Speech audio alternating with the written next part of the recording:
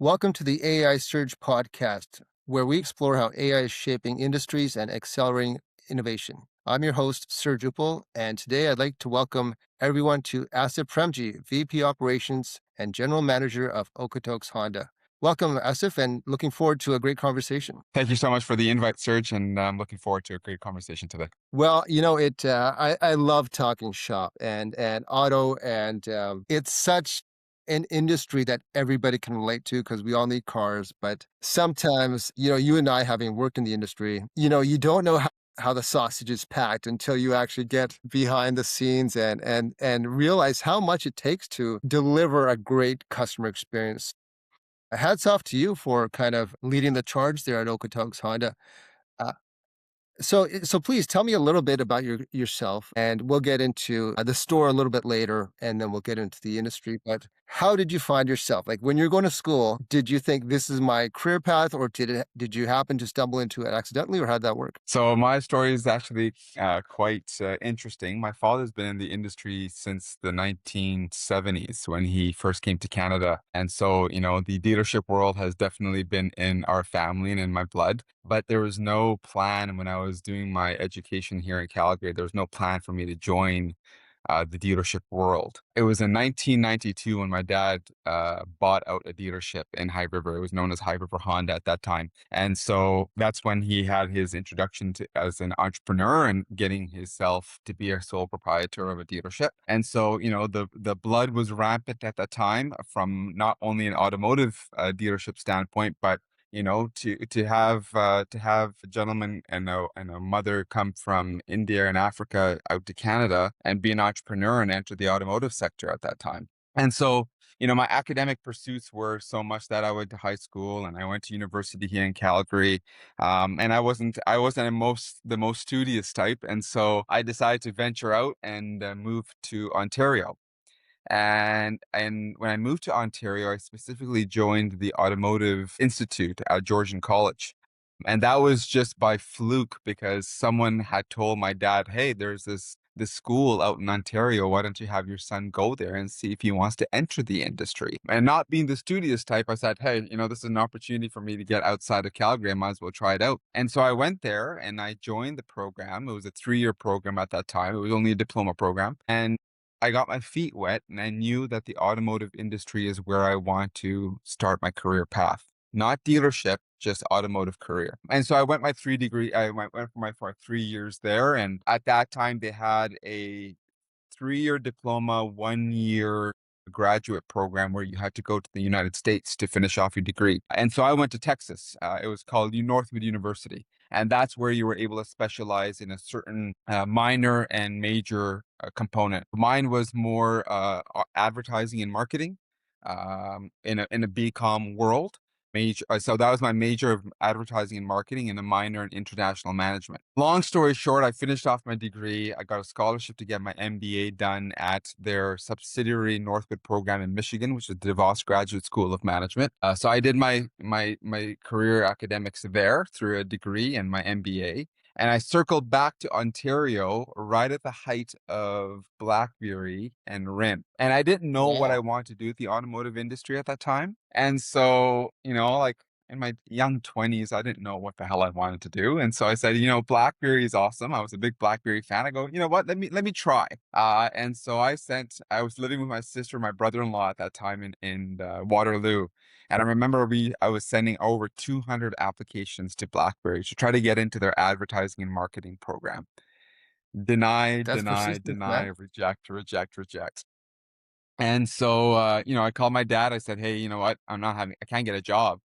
And he said, "Listen, maybe you've spent all this money in the automotive program. Maybe you want to go down the route of what you studied in." And so I got hooked up with a dealership out in Ontario. It was Ideal Honda, which was on 401 in Dixie. I applied. They accepted my application as a sales associate. And that is what started my career path. And I sold cars for about a good year there. My dad was my 1-800 hotline number when it came to how to overcome objections and what to do when customers wanted to buy a car and I couldn't sell them. So, there's a day I remember it was a Tuesday. I called my dad and I had an issue. And he said, "What are you doing with your life?" I go, well, I'm trying to sell a car here, so help me out. And he goes, no, but call me afterwards. And I called him at night and he goes, what are you doing with your life? Like, you're working at this dealership. We have our dealership back home. Why don't you consider joining the family business? And so I talked to my sister, my brother-in-law. I went into the store the next day and they obviously found out as I was a dealer kid.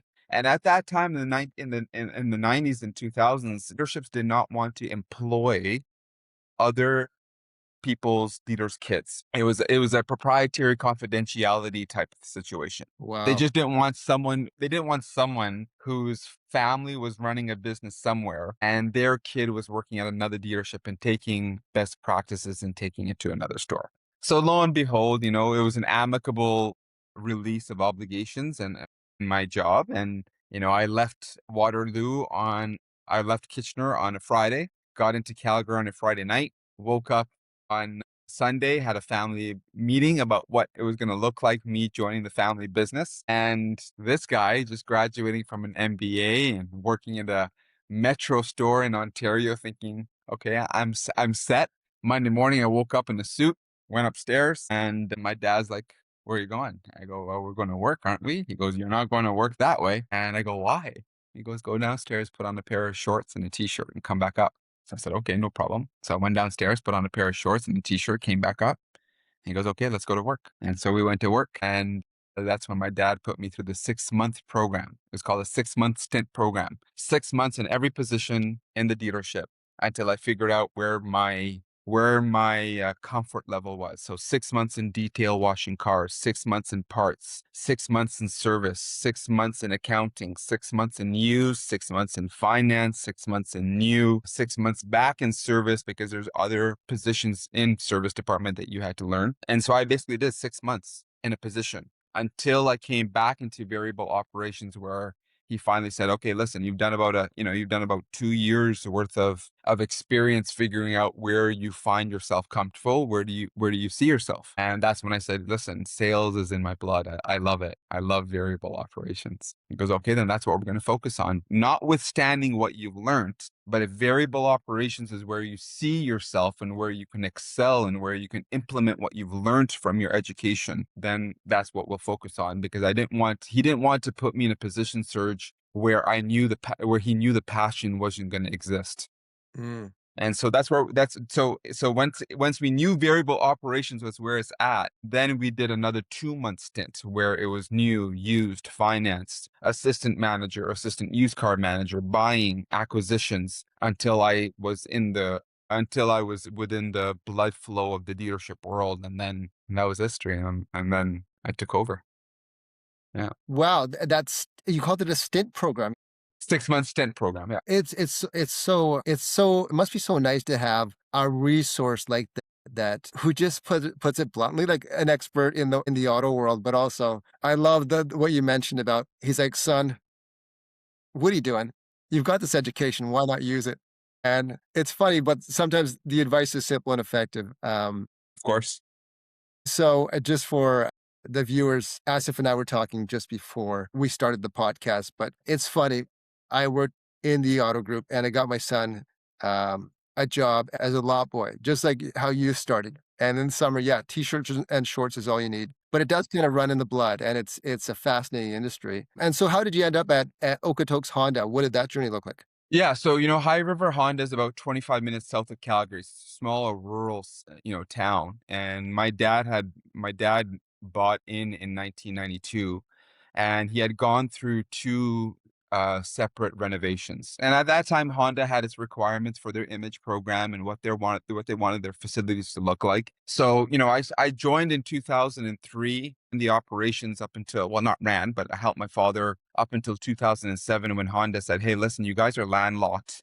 You can't grow up, you can't grow wide. High River's not, High River was a great town where we established our business, but the growth plan and the vision at that time with Honda was they had their vision plan was quite vast, and they had certain requirements. So they said, hey, you know what? We want you guys to find a new area to do your business. And so, after much research in High River, we found that Okotoks, which is about 10 to 15 minutes south of Calgary. It's basically like a suburb of Calgary. We found that Okotoks was the area where we wanted to build a store. Honda approved of it. We went through several conversations with the town when it came to certain land.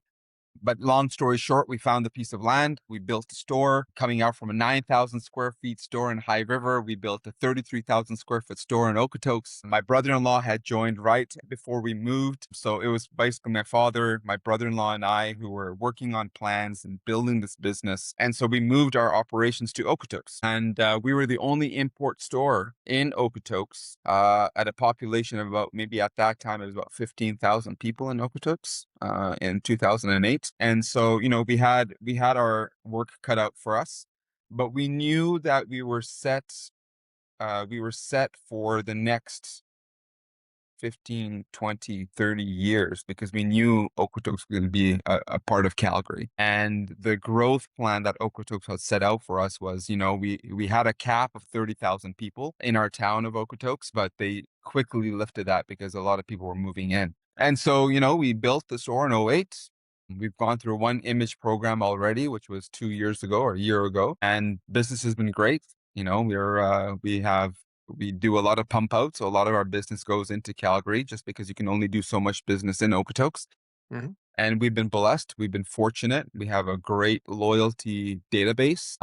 Customers who have followed us from our old High River Honda store, and of course, customers who have followed us from Calgary store as well. And for our listeners, that's an industry term. Pop in and pop out refers to selling outside of your trade area or being sold within your trade area. So that sounds like a really great setup, actually, because you've got now your education, your dad's experience, you bring your brother-in-law along, and so you can all trust each other, but you're in a market that's growing, and that's a great setup. Good for you. Yeah, and it was awesome because my dad had never been an entrepreneur, and he started out in sales, but he had sales in his blood because back in Africa, his dad used to run, my grandfather used to run a fruit and radio shop. So sales was there. My dad had sales in his business. I had sales in my business. And my brother-in-law never had any automotive experience, but he came from the cruising industry, where he worked for Royal Caribbean Cruise Lines. And was from more of an operation standpoint of how to manage, a subset of ships with a large employee database and how to manage those employees and those ships and the ports that come along with it. So it was a great symbiotic setup that we had of basically two generations, one old school, two new school, and depth of knowledge from three different industries, and it worked out really well. So let's talk about your philosophy a little bit. Running a store. So I see that you like to focus on creating culture of excellence, progressive thinking, collaboration. How do you deliver that to your team or teams? And do you do that differently depending on which team it is? Well, no, I think, when my dad started out and I started, and my brother-in-law started, we had a very fundamental and simple philosophy to our business. And that was we're a family-owned store, we're single point owned store, and the basic principle of running any organization is you take care of your people and your people will take care of you. And being a family owned store, we exuded our family ethics and our values within our business. So any employee of ours was an extension of our family. They were not just a number within our organization, but they were an extension of our family. We took pride and we took time and we took effort in learning about our people, their families, their kids, where they lived, how old the kids were, what education the system that we're in, what their strengths were, what their weaknesses were, and how their family and their support group of our employees were helping our employees succeed in our business. And so, our fundamental principles were take care of our staff will take care of our customers, and everything else will follow normally the way it's supposed to, the way it's supposed to. And so within our teams, we take effort every morning. My dad had instituted a plan for my brother-in-law and I that the moment you walk into the business, before you plant your seat, or before you plant your ass in your seat, you go walk around and you say hello to every single employee, from all the way from the back and detail department to the service department, to your sales department, accounting, and then go ahead and run your operations. And that's something that my brother-in-law and I, as well as my father, when he really comes into the business now that he's retired, he will still do that. He will say his hellos.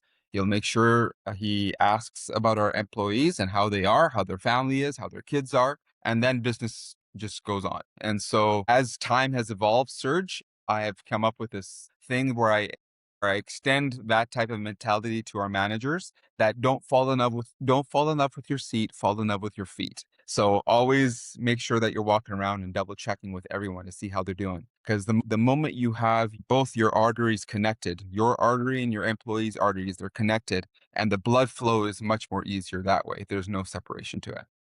Don't fall in love with your seat, fall in love with your feet. I'm gonna take that one with me, that's pretty good. Yeah, because I mean, it's normal in our industry where any executive management walks into the store, plants their ass on their seat, pardon my French, but plants their butt on their seat and they continue on with their business, whatever it is. It's very rare to have, it's not rare, but it's not normal to have constant walking around and checking in with your employees. And I'm sure there's some operators out there that are like that. But majority of the time, it's, sit in your office, look at your metrics, look at your numbers, see where the business is going, do your meetings, the whole nine yards. But my dad was super instrumental, Surge, where he said, don't fall in love with your seat. Fall in love with your feet because the moment that you're walking around, you start to see everything that's happening. And then that's what allows you to have your finger on your pulse. Once you know what's happening with your detail shop, how many cars are sitting in the service bay, what's happening with your service manager, what's happening in the finance department. The only way you'll get that is not through email and not through text, but actually walking to those areas to get a sense of what's happening within your business. And you get your steps in. But And you get your steps in. besides the point, that's so key because as if I'd tell you, especially in this industry, with the turnover on the sales side and how hard it is to Yes. keep, good techs and good service staff, that must help a ton. It does. It does. And I think the people appreciate that when times are slow, for example, right now, you're starting off on a brand new year, it's cold and the snow is out, you don't get a lot of traffic right now. And so instead of sitting in your office, sometimes all it takes is a good 5-minute conversation with an employee. Hey, how are you? What's going on? Is there anything I can help you with? And that breaks down the barriers, number one, but it also creates a level of comfort and a level of transparency between two individuals. And I believe, Serge, it's super important because that's relationship management. That's emotional intelligence, and that's something that we need in a business. It's not always about numbers. It's not always about profit. It's not always about how many cars we're selling, but more so, hey, what's happening with our people and how can we make them succeed? Good on you because although you're in charge, they do become the face of the store, right? If it's Of course.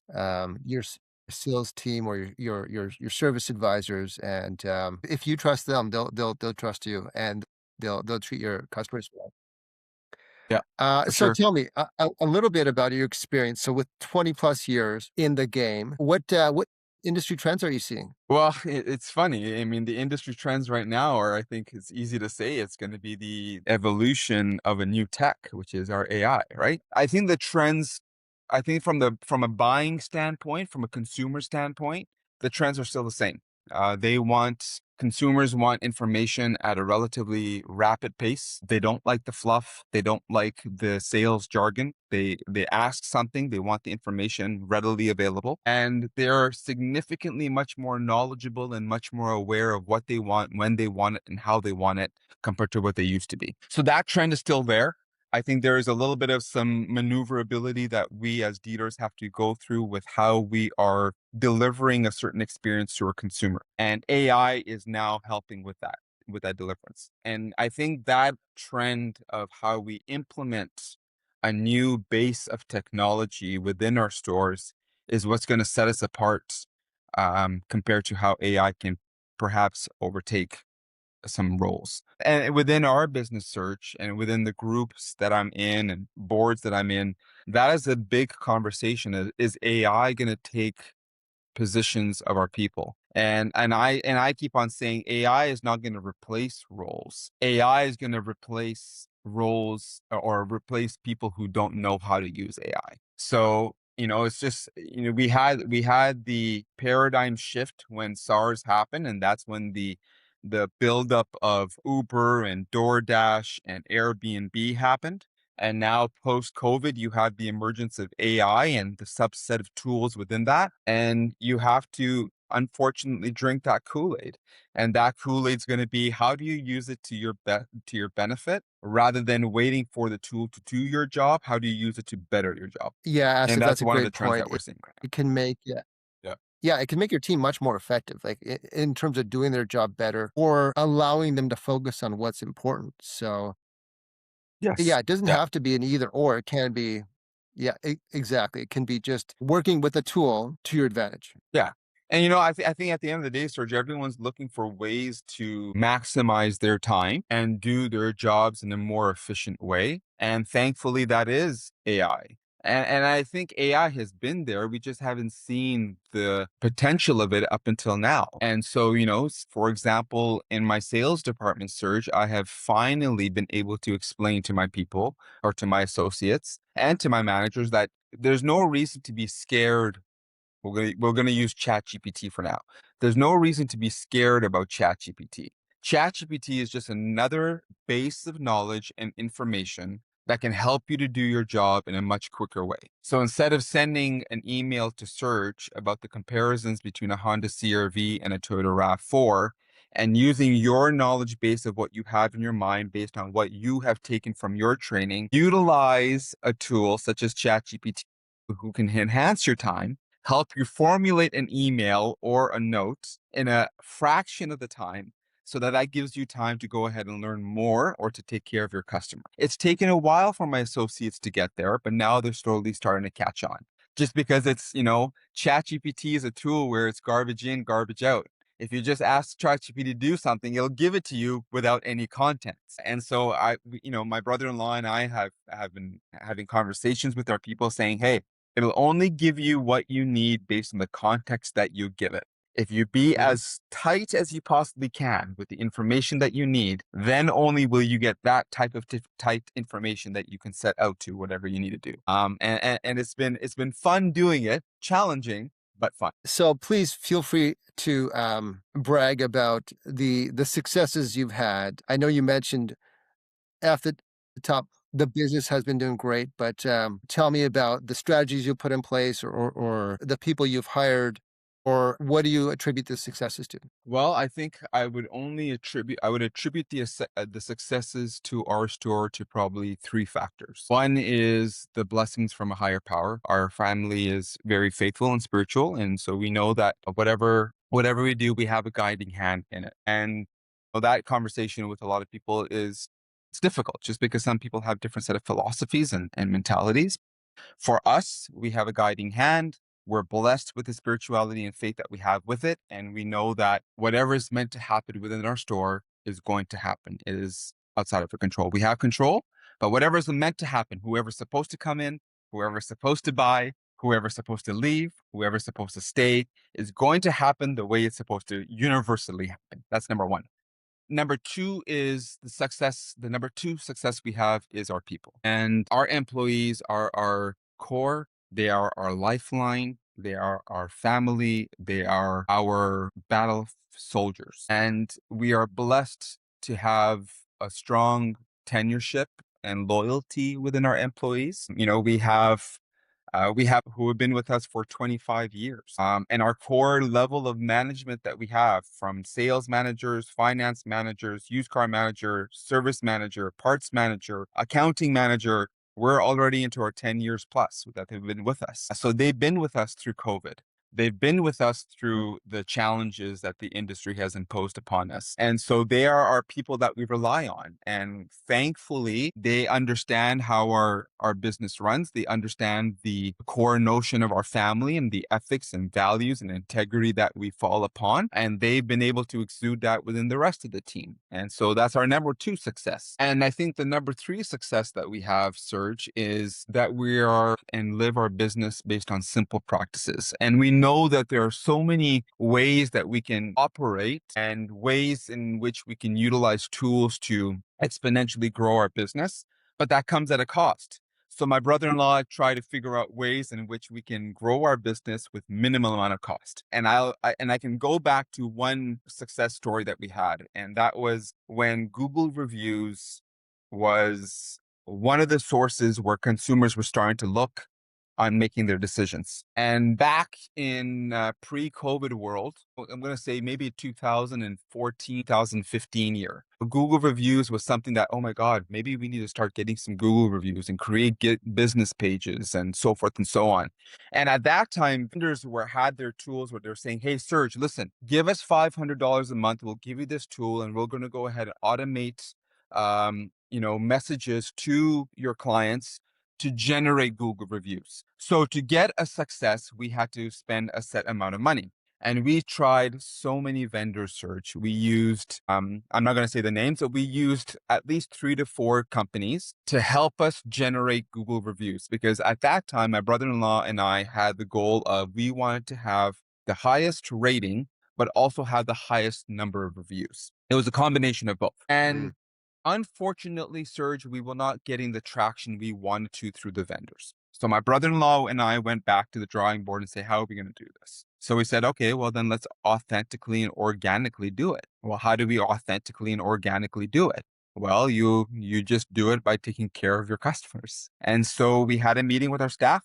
We said, listen, go ahead and do what you do. Take care of the clients, give them the deal that they need. If they need a deal, make sure that any customers coming to the service department are taken care of. They're acknowledged. They're given a hello. They're given a drink. They know where the washroom is. Make sure that they're comfortable, and then let the business operation run the way the business operation is supposed to run. And at the end of whatever experience it was, whether it's sales or it was service, we simply asked our customers, would you mind giving us a Google review? And that's what we did. And, we found out that Google had a link. And so we sent links to our customers through email, through our email follow-up. And it just started review after review after review after review after review. And it was right probably during the COVID time, or maybe slowly after COVID, where we had a 4.9 rating and over 2,000 or 2,000 reviews. And we were at one point, we were the only store in Calgary and in Alberta, I should say, at the highest rating and Google review count. And we were proud of it. And, we were sitting at around a 4.9 Google rating and highest number of reviews. Well, algorithms change, dealers catch on, and we're a small store. We don't have sure. many stores. We don't have the leverages. And so good for the dealers. They were able to get more reviews. They were able to surpass us on the number of reviews that they have. But one thing that my brother-in-law and I still kept on is that that's fine. We may not need to have the highest number of reviews, but let's hold strong to have the highest rating. Thankfully, with our staff, with our customers, with the core vision and mission that we have our store, we still hold a 4.9 rating, and we have over 3,000 reviews right now, and it's working to our benefit. Yeah, and we're super proud of that. And I think you preempted my next question by answering what are you proud of? So it sounds like you've got a great reputation in the community. You're taking care of your employees, your team.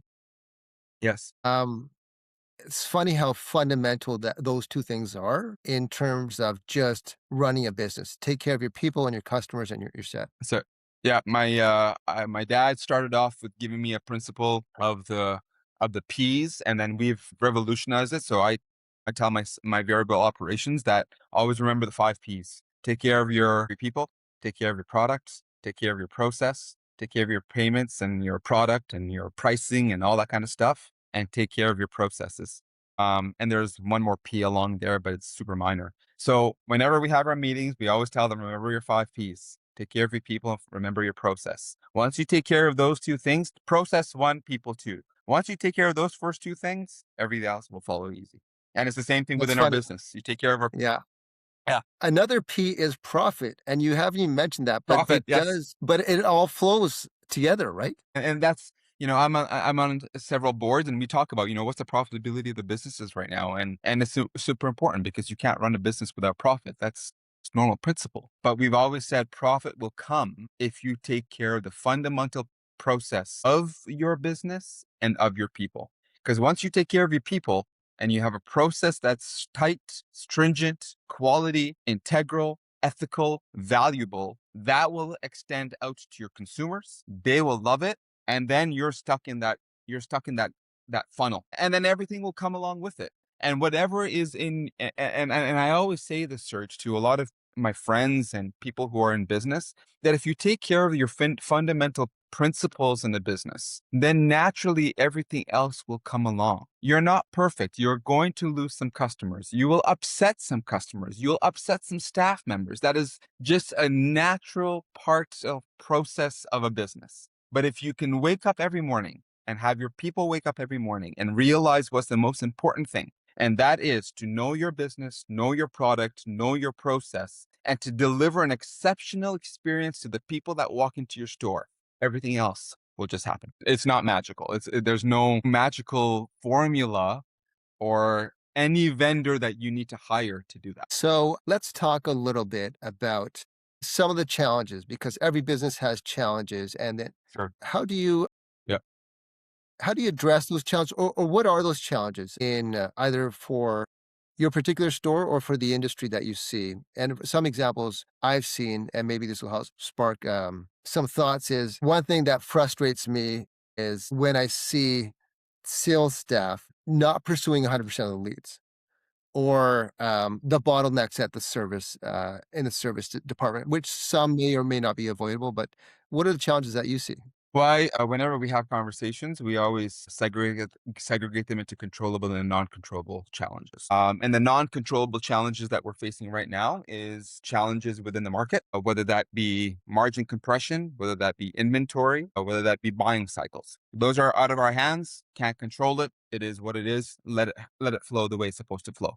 Controllable challenges, yes. I find one of the challenges that we have is there is a certain paradigm shift when it comes to sales associates, where buying patterns from the consumer have changed the way they do their follow-up.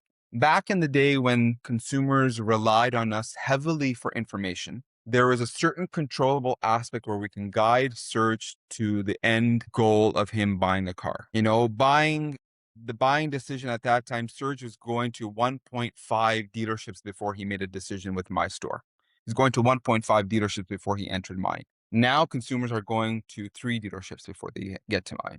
So the competitive nature within our industry is substantially higher. And in that notion, consumers have a lot more knowledge because the internet has given them that knowledge. And so, sales associates are less motivated, or perhaps some of them don't have the hunger that they used to have, or the firepower to follow up with Surge and to get him to that end goal. All it takes is what I find right now, Surge, is all it takes is one or two objections from the consumer or being ghosted for that matter until a customer says, yeah, I tried following up and I can't get anywhere. And then all it takes is one email from a manager to say, hey, listen, are you interested in the car? And they're like, yeah, well, we already bought.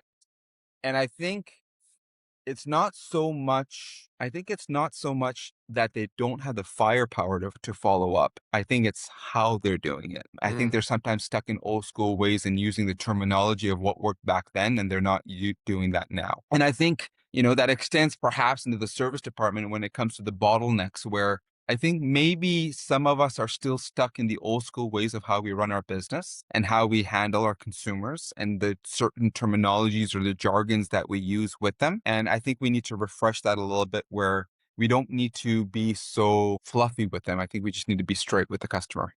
Before we can use a little bit more of some fluff with them. And now, consumers just want the straight goods. Don't give me the sugar. Don't give me the fluff. Just tell me the way it is and let's move on with life. I think that's number one. Number two, I think the other challenge that we have is, the demographic in the Honda world specifically has changed. It's a much more of a younger demographic. And the younger demographic don't like to waste time.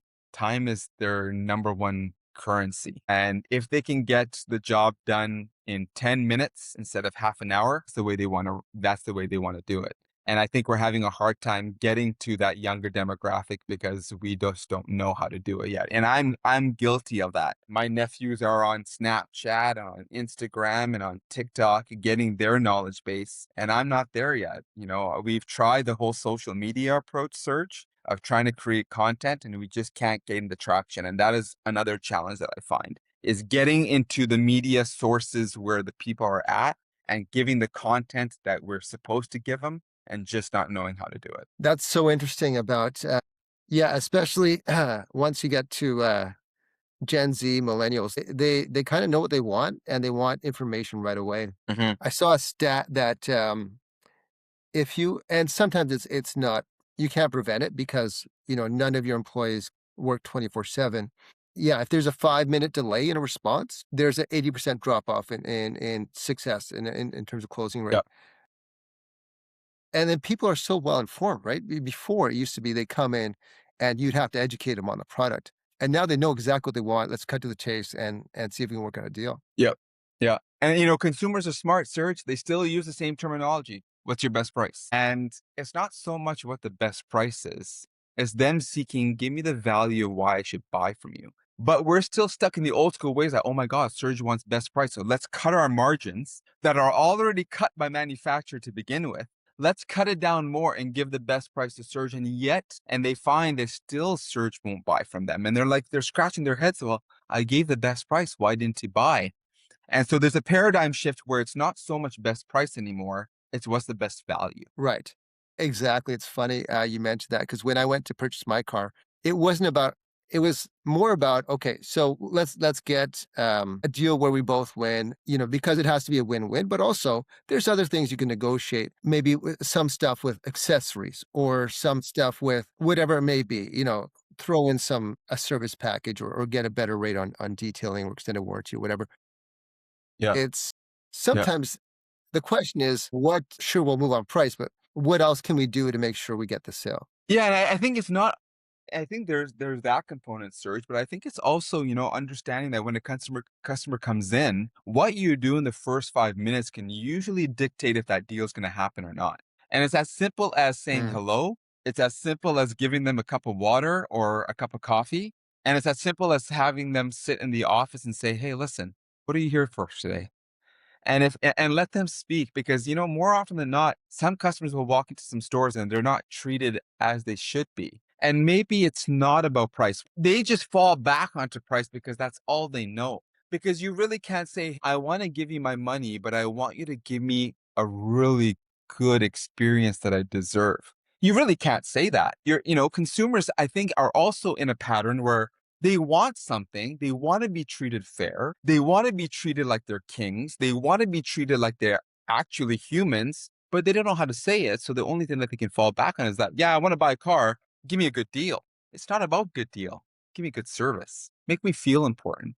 Let me tell you what I want and try to give it without me having to go through a rigmarole or a gauntlet to get there. And I think that is where, the dealer network has to adjust the mindset where, we're still stuck in this whole price and product and payment and deferrals and throwing things in to get a deal while there's some validity to it. But it's not only that. I think consumers, you and I, if we were to walk into a store, sure, we want a good deal. But I think the most important thing is treat me right. Listen to me, and let me tell you what I want. And if I want a set of tires, maybe you may not be able to do it for me, but at least hear me out and give me some validity to that mentality and try to work with me. But you cannot use that when you're trying to buy a car, right? And consumers who walk into the service department are not going to say, hey, listen, I know you're going to hit me up for $1,000 work on my car right now, but just soften the blow a little bit. They can't say that. And so when you hit them up with $1,000 service bill, the first thing they're going to say is, oh my God, here's another $1,000 without any value attached to it. that's so good because especially, if I don't or a customer doesn't feel customer, guest, client, whatever you want to call them, if they don't feel valued on their first visit, then they might get a sense that, hey, if I come back, if there's an issue or for my first service, I may not feel valued then because I'm new. I'm here for the taking. Sure. But Yeah. yeah, you're right. It's so that respect and feeling valued is so important. And I think no matter where this industry goes, Surge, any industry for that matter, we're going to be dealing with the same variables that run our operation: margins, price, competition, dealers within or other businesses within the vicinity of you that consumers are going to shop. You take a look at service, someone who walks into my Honda dealership and they're wanting to get an oil change, I would be oblivious to think that they haven't called Walmart or Costco or Jiffy Lube or Cal Tire or what may have you. Of course they have. They probably have looked at them. But the fact that they're coming to my store is because there's this brand loyalty, number one. And number two, there's value proposition. And I think as business moves forward and as, the emergence of AI and technology and electrification and whatever else is going to come down through our pipeline, I think the fundamental source of any experience is to make sure that the customer's treated right, treated fairly, treated with integrity, and that and that they're felt that they matter. And sometimes when you make them feel like they don't matter, then they have no problem saying, "Thank you. I'll go find another business who can treat me like the way I'm supposed to be treated." Because I have no problem spending the money. Consumers are like this. We don't have a problem spending the money because we know we have to spend the money. We just need to make sure that the money that we spent is driven in the same proportionate way that the value that I'll get for that money. And I think that's normal, right? I was having this conversation yesterday over lunch. If you're going to spend $5,000 to go on a weekend trip to the Four Seasons, $5,000 is a lot for, let's say, 3 nights. It's a lot of money. But what exactly are you hoping for at $5,000 at a Four Seasons? You're expecting a four-season treatment, right? But if you Right. walk into a Four Seasons and the first 5 minute you're given a Holiday Inn Express treatment, surely you're going to be starting to think that, hey, well, what a waste. And I think that extends out to any type of purchase that you're looking at, whether it's sales or service. No matter what money a customer spends, there's a value proposition that's attached to it. And I think we have to understand what that value proposition is in order for us to extend over into the business. So, having run your business now with your experience, Um, what do you find your teams are focused on or spending too much time on? Manual tasks or things that maybe administrative stuff that don't allow them to focus on moving the needle or what matters. Is there anything that comes top of mind? I would perhaps say they fall into the bucket of complacency much easier. I think the administrative tasks that we've tried to minimize as best as we possibly could. But I just think that perhaps, I would say myself as well, is that sometimes we fall into this matter of complacency where if the work is too hard to do, then we won't do it. If I would to use a sales department, if I was to use a sales associate or a service advisor, and Surge is my client, if I'm following up with him 3 times and I'm not getting anywhere, I may just stop. And sometimes all it takes is just one more effort to get you to the fourth time, and maybe you might get where you need to get to. I think that's a great question you ask. I think I would still say that perhaps they spend more time following up with customers in an old school way where they could follow up in a much more quicker, rapid, knowledge-based way. And the only way to do that is use the tools that are given to them to do that in a more effective way. I don't know if that answers the question though. It totally does. And some of it's the industry is so interesting, right? Because it's some of it is what should the industry or the OEM solve for you, and which ones, at the store levels do we have to tackle? It's Yeah. sometimes it's yeah, it's so interesting, and there's no perfect answer, but that's the beauty Well, of the I car know game. one thing that just popped up into my head, Serge, is one of my associates, Caesar, he manually follows up with his customers after delivery. So he'll sit in his office and write a manual email to Serge, which could take him maybe 5 minutes to write.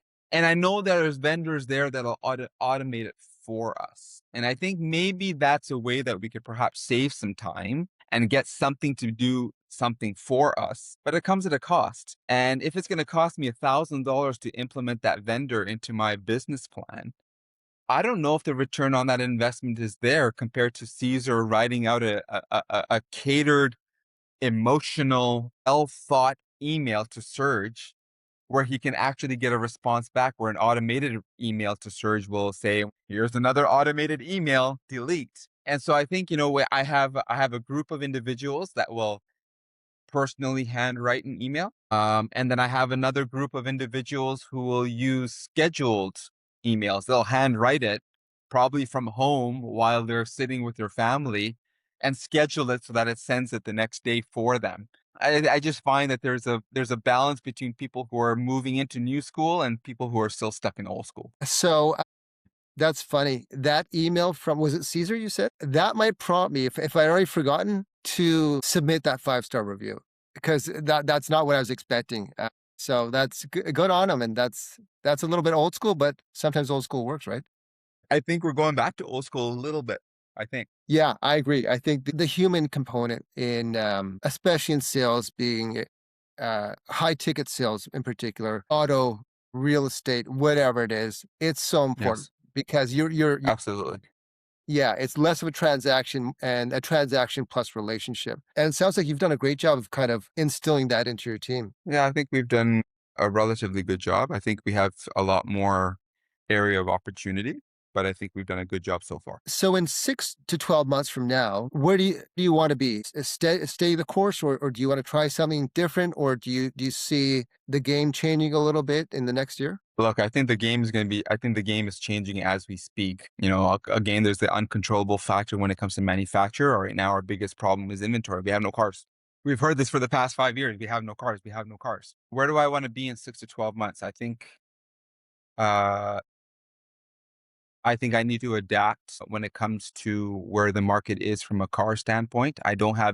We're not going to have the new cars that we did. Used cars most likely is going to be the 2026 model, or at least maybe, the first 2 quarters of the year, I think are going to be substantially used focus. But the challenge with used is, you're buying high and you're selling at a lesser margin. And this goes back to what it was just being in the COVID time. And the acquisition of used cars is substantially harder because the auctions are pulling in close to retail money and it just doesn't make sense to do it. So I think the focus is going to be acquisitions from the service lane. And that is where I think businesses or dealerships should focus, is how to generate business from the service lane standpoint. Because in the service lane, you already have them and they're already servicing with you. And customers are holding on to the cars a lot longer than they used to. Mileages are up, and travel and tourism is not as rampant as it used to be. So you might find the switch where customers are saying, "Hey, you know what? Maybe it's time for me to get into a new car." And the best way to do it is at that time when you have the customer, you've acquired them from the service lane, you've already had the value proposition instilled. The pipeline will be a lot more easier from a used car acquisition standpoint, and then moving them into a new or used, depending on what it is. That's number one. Number two, where I want to be in 6 to 12 months is I think we just want to go ahead and tighten up our processes when it comes to guest experience. Not so much giving them more, but giving them more value for the dollar that they're spending. And that may be just going back to basic principles, letting them get what they need within the parameters that we can work with. If I'm going to lose a deal for $500, then on a Civic, I may, but if I can give a value proposition where I can lose 500, but I can gain a customer within my market and the family within that customer, then I'll be more than happy to do that. It's just more value proposition is what we need to focus on. So, it's funny. We're both I noticed on LinkedIn, we're both part of a LinkedIn group called Sales and Marketing Alignment, but, which is super key in the industry. 'Cause, your sales team has to know what's being marketed, and you gotta market what is gonna help the sales team. But also, you Yes. you just mentioned kinda something, is there also has to be that sales and service link, as they're coming out of warranty, or they have let's say, uh, they vented some issue to the sales manager where they're like, "Hey, you know what? Yeah, I like this car, but it's kinda getting old." Then they could prompt that into, "Okay, this is a sales opportunity." But it's such an integrated beast, isn't it? It is. And sometimes dealers have to be reminded that the holistic approach of service and sales is what propels the business. If you work your business within two silos, service is service and sales is sales, it ain't going to function much longer. Sales sells the first car, service sells all of the rest. Right. And so once you understand that, once you sell Surge a new car, service is what's going to sell everything else. And so you need to have your processes and your DMS and whatever tools that you have within your business to talk to each other, because customers who are out of warranty, customers who have a RO bill over 2,500 or $3,000, customers who have an accident on their vehicle that have to spend $10,000 to fix. Those are all customers that are falling through a certain pipeline within your business. And that's going to set them to a new car, a used car, an extended warranty, body shop, extra parts, what may have you. But if you're working in silos and two departments or three departments are not talking to each other, that customer will go to a third party, and we can't afford that. So we've touched on this a little bit, but, if you had to a magic wand, for example, and you could solve one challenge today, what would Hmm. that be? Have a dealer management system that actually is that connects every single part of a customer within every department. Where if I could have my dealer management system that takes Surge and I have added him into my sales department, into my DMS, that it'll transfer everything about Surge into everything else and vice versa. I find that in order for dealerships to function, we need to go ahead and spend X amount of dollars with X amount of number of vendors, which I don't think is right. If I can wave my magic wand and I can have one system that can tackle everything and all those work within one, and I can save time where Surge's information travels within all those areas systematically and efficiently, then I think that would be the most fantastic way. Right now, I think vendors are just trying to figure out solutions where we can spend more money, and they're just not talking properly to each area. So for the listeners' benefit, dealer management system, we also call it DMS in the industry. It really is like the heartbeat or the brain center of a store. And the more effective that is, the more intelligence you get from a customer, and you can serve them better. So see if yeah, it's bang on. That's so Yeah. core. Yeah, it's just it's difficult. And I was at a conference a couple of months ago, and that was exactly what we spoke about. Is that the DMS being the heart of a business needs to be as clean as it possibly can. And I find that the trend right now amongst us dealer network is that data is not clean. If Surge sells his car and I make his car not part of his portfolio in my system, all my other systems should know that he's not an owner. But unfortunately, all systems don't talk to each other. And so that's what causes data dirtiness. And when you're working with dirty data, well, then you can't be effective in taking care of your customer properly. And so I think that's one of the biggest components for 2026 is dealers are trying to figure out, how do I clean my data in the most effective way so that I can serve my customer? So Asif, before we wrap up, anything else you want to convey or brag about or highlight about, the things that you're proud of or that you guys do differently before we wrap it up? Yeah, I don't think it's more of a bragging. I think it's just where there's a blessing to be in an industry where it is cyclical, but it's continuous. And we're in the automotive industry is the greatest industry to be in. It's an industry that is going to be there for a very, very, very long time, despite the challenges, despite the evolution, and despite the revolutions that we're going to experience. But if I was to speak to anyone that's listening to this podcast right now, it's an honor and it's a pleasure to be in an industry where if you're ever looking at a Honda and you're in the neck of the woods of Alberta, it's a pleasure and an honor to serve you and to be in an industry where we can be a solution for your transportation needs. But within those who are listening to this podcast who are in the dealership world, we've got a gold mine and we have a diamond that we got to polish on a day-to-day basis. And if one day of being stagnant or complacent or lazy,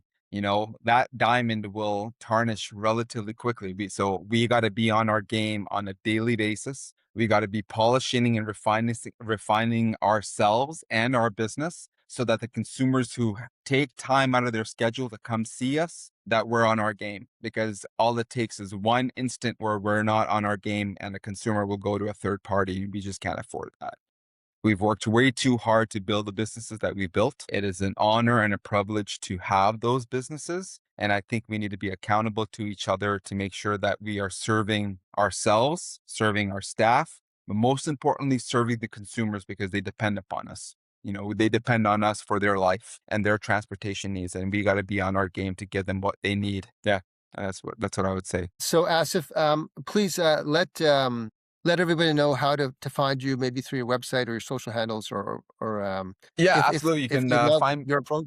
Yeah, Yeah, how can they get a to hold of you? find me, you can easily find me on, I'm sure you'll probably share my contact information, Church, but please add me on LinkedIn at Asif Premji. You can also find me on Instagram, Asif Premji. You can find me on probably all my social media channels are all my first name and last name. And Surge, you can also provide my email address to to the viewers listening today. So if they need to get a hold of me, whether it be business standpoint or, just growing our network, I'd be more than happy to meet a whole bunch of people and extend this conversation further. Sounds wonderful. And I'd like to thank everybody for joining us on the AI Surge podcast, where we explore how AI is shaping industries and accelerating innovation. Again, I'm your host, Surj Uppal, and today I'd like to give a big thank you to Asif Premji, VP of Operations and General Manager of Okotoks Honda. Asif, it was an absolute pleasure, and Thank thank you you. for taking the time today. No, I appreciate you reaching out, and I appreciate the opportunity, and I look forward to seeing what the future holds. All right, take care.